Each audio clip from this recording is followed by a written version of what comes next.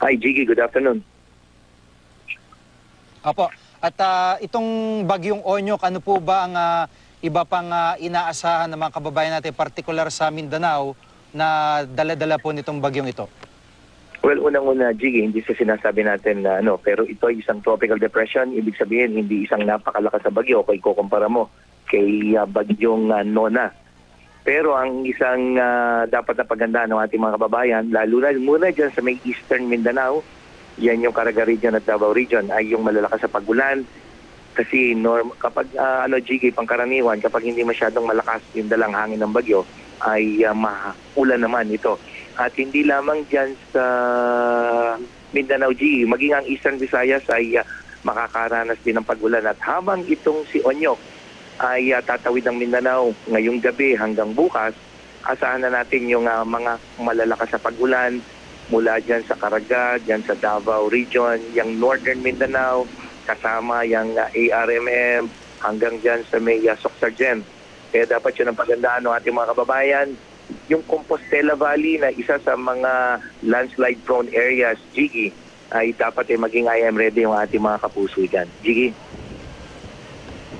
Apo, Mang Tani, ito nga po yung tatanong ko nga dapat sa inyo, itong area ng Compostela Valley. Alam naman natin kung paano dito tumama yung bagyong Pablo at paano nabuksan ng bagyong Pablo tila malailog na kumbaga daloy ng tubig do sa itaas ng bundok ng komunidad na iyon. So ito po ay kailangan ding pag-ingatan o paghandaan ng mga kababayan natin.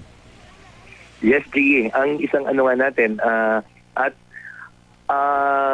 dapat na paghandaan talaga, hindi lang ng Compostela Valley, kundi maging yung iba pang lugar dyan sa Bukidnon, yung ARMM, dahil ang natin, signal number 1 lang, baka mamaya yung ating mga kapuso dyan ay medyo mag-relax dahil ang nila, signal number 1 lang naman ang nakataas dito sa atin. Pero yung pong signal number sa lakas ng hangin, hindi sa dami ng ulan.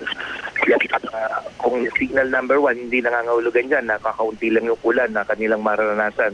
At base nga doon sa rainfall forecast ng Metro Weather at dito sa impormasyong ibinigay ng Pag-asa na yung 150 kilometers na layo mula sa sentro ay makakaranas ng mula malakas hanggang sa matitinding pag-ulan, Jiggy. So halos lahat ng probinsya dyan sa Mindanao ay masasakop nitong kategoryang heavy to intense rain doon sa 150 kilometer diameter ng bagyong si Onyok, Jiggy. Apo, may kumpara lang po natin, Mang Tani, doon sa binabanggit nyo kasi yung karanasan po ng mga kababayan natin dito sa Alfonso Castañeda, Nueva Vizcaya, walang malakas na hangin. Ang kinukwento ng mga residente dito, walang malakas na hangin pero ang tindi ng pag-ulan. At dahil sa pag-ulan na yun, matinding landslide din po ang idinulot nung pag-ulan sa kanilang area. So ito po talagang dapat tutukan nga ng mga kababayan natin yung pag-ulan na dadali ng Onyok. Pero meron na po bang impormasyon base sa kumbaga forecast o di kaya po ay data mula sa mga Doppler? Meron na po bang ganun na available? Oh yes, sige. Ang natitingnan natin yung yung satellite imagery for the past 3 hours at makikita natin na talagang yung mga kaulapan ay na may mga dalang pag-ulan ay nakikita natin tumatakip na yan sa may northeastern Mindanao. Yan yung Caraga Region at dito sa may bahagi ng Eastern Visayas. At magpapatuloy yan, Jiggy, hanggang habang lumalapit at tatama nga itong bagyong Onyok sa Mindanao. Kaya ang critical, Jiggy, ay ngayong gabi hanggang bukas, dapat ay talaga nakahanda yung ating mga kababayan sanhi ng mga pag-ulan na idudulot ng pagdaan nitong bagyo.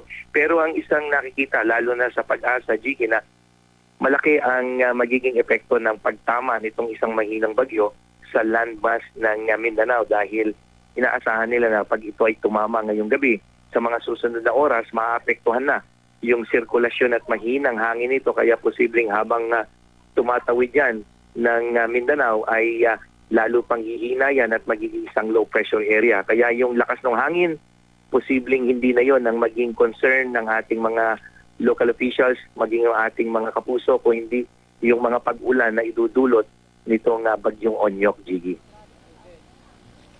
Apo, maraming salamat po sa pagkakataon si Ginoong Nathaniel Cruz, Resident Meteorologist ng GMA. Maraming salamat, Mang Tan. Walang anuman, sige.